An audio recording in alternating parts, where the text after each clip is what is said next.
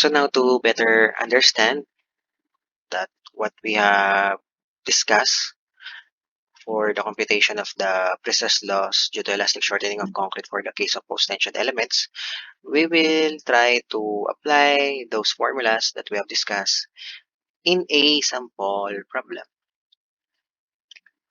A post-tension pre-stress beam has a span of 15.2 meter or 50 feet as shown. So this is the uh, post-tension pre-stress beam. This is the post-tension pre-stress beam. So take note for the case of post-tension elements, uh, the pre-stressing reinforcements are not readily placed on the concrete itself. So the first thing that is placed there is the duct. So the duct will be placed first, and then the pre-stressing reinforcement will be inserted. So this is the post-tension pre-stress beam we are talking about here, which has a span of 15.2 meters. So it has this type of tendon profile, which is again a harp tendon profile. Actually, this particular question is similar to the previous question. So this is the pre-stress beam, post-tension pre-stress beam, which is just actually a simply supported beam which carries a uniformly distributed load, which is due to its own weight. And the question asks to calculate the magnitude of loss in pre-stress due to the effect of elastic shortening of the concrete if the pre-stressing operation is such that two tendons are jacked at a time, one tendon is jacked at a time, and all tendons are simultaneously tensioned, or they are jacked simultaneously. Assume that prior to transfer, the jacking force on the tendon was 0.75 of the ultimate strength of the pre-stressing reinforcement. So we are concerned here with the magnitude of the pre-stress loss due to elastic shortening of the concrete uh, uh, with different number of pre-stressing operations or jacking operations. So we have three cases specified by the problem, and the problem wants us to compute for the magnitude of the pre-stress loss due to elastic shortening for the case of post-tension elements uh, given this different scenario. So again, uh, the other information given for the problem is the cross-section at midspan, which looks like this, which has a dimension equal to this. That's the height, this is the width, and then the location of the pre-stressing reinforcement at midspan with respect to the bottom is equal to this. And then other parameters given, FC prime, initial FC prime, and then FPU, APS, and EPS. Actually, these are just similar information given on the previous problem. So without further ado, let's start to address the first case given by the problem. So let us compute for the pre-stress loss due to elastic shortening for the case of post-tension elements if two tendons are jacked at a time. So if we can recall how to compute the pre-stress loss due to elastic shortening for the case of post-tension elements, for the case of sequential jacking, uh, the formula is equal to this, wherein the n is equal to the number of jacking operations. And if you will remember, we already computed for the magnitude of the pre-stress loss due to elastic shortening for the case of pre-tension elements a while ago, which is equal to this. So you have to take note of that magnitude that we have computed a while ago, because we need that for us to compute for the magnitude of the pre-stress loss due to elastic shortening for the case of post-tension elements. So now for the first case wherein it is mentioned there that two tendons are jacked at a time, and since we have 10 tendons in total, therefore we can see that if these two tendons I mean, if these 10 tendons will be jacked 2 tendons at a time, therefore, how many jacking operations will be made? So if two of if the 10 tendons here will be jacked uh, 2 tendons at a time, therefore there will be a total of 10/2 or 5 jacking operations. So the first 2 tendons will be jacked first, and then the second tandem of pre-stressing reinforcement will be jacked uh, after, and then the next batch will be jacked after, and so on and so forth until the fifth batch of pre-stressing reinforcement will be jacked. So that is how the jacking operations work for this first case given on the question. So if n, the number of jacking operations, is equal to 5, we can just substitute that in this formula. So how does the formula works? So you just have to substitute the magnitude of n, which is equal to 5, in place of n here. So you will just have an equation equal to 1 over 5, since n is equal to 5, and multiply that to the summation of 5 minus j over 5 minus 1 times the magnitude of the pre-stress loss due to the elastic shortening for the case of pretension elements, which is equal to this. So you just have to place or substitute 5 here, 5 minus j over 5 minus 1 times this quantity here, starting from the magnitude of j equal to 1 to a magnitude of 5, since n is equal to 5. So if you will try to substitute all of those, you can have this equation here. So the first term here, so this is the 1 over n, 1 over 5.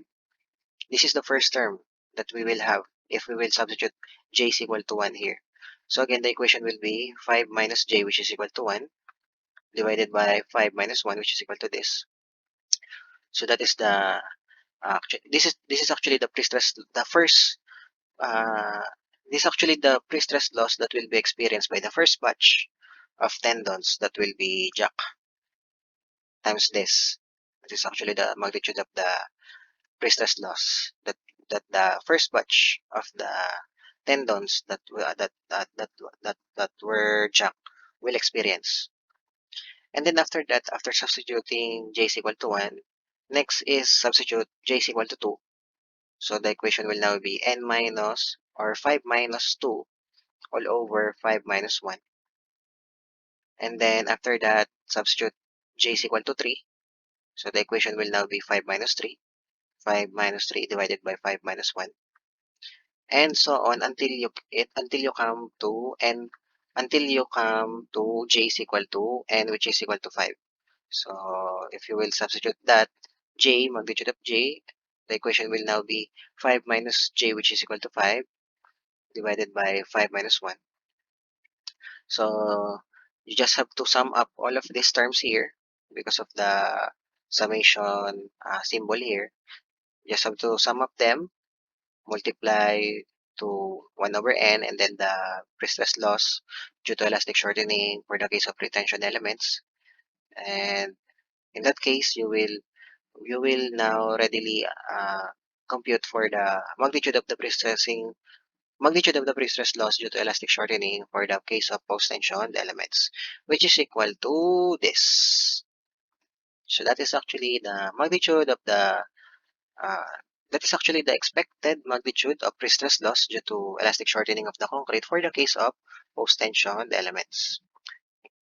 And if you can notice, that magnitude that we have computed here is just equal to half of the magnitude of the pre-stress loss due to elastic shortening for the case of pretension elements.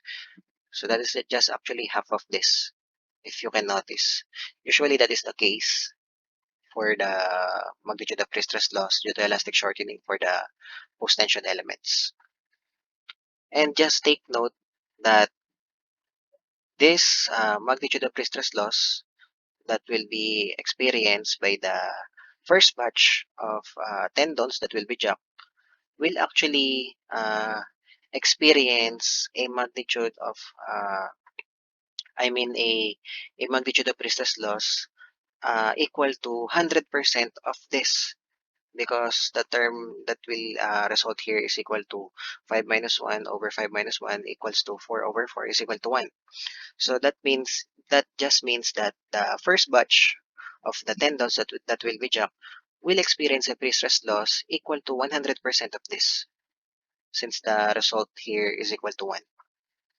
And then as the jacking operations continue, the magnitude of the pre-stress loss that will be experienced by the succeeding tendons or succeeding batch of tendons that will be jacked will be diminished or will be reduced until a minimum value of 0 for the case of the last batch of tendons that will be jacked. Because you can see here, if you will try to compute here, or if you will try to compute this, 5 minus 5 over 5 minus 1, 5 minus 5 is equal to 0.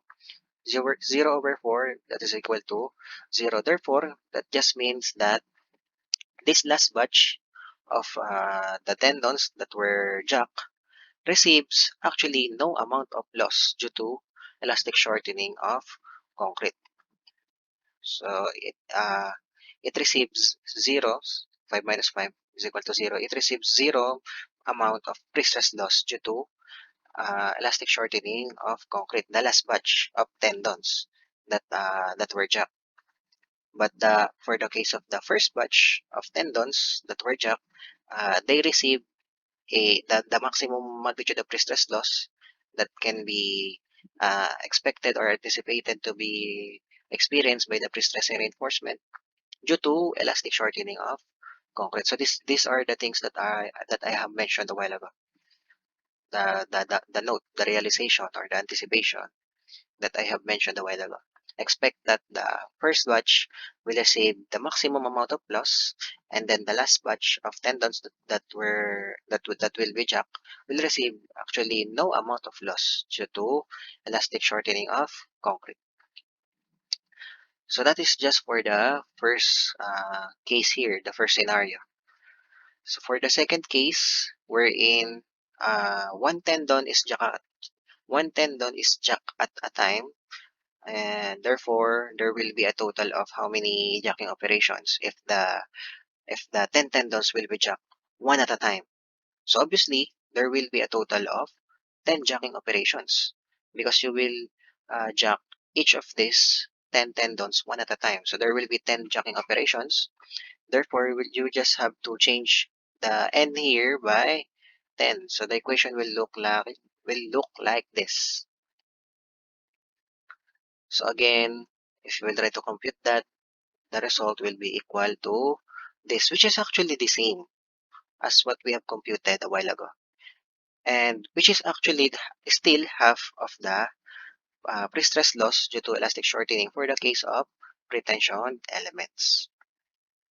And again, try to notice again that the first batch of the jacking operation, the first batch of tendons that will be jacked will again receive the maximum amount of loss, which is actually equal to 100% of the pre-stress loss due to elastic shortening for the case of retention elements.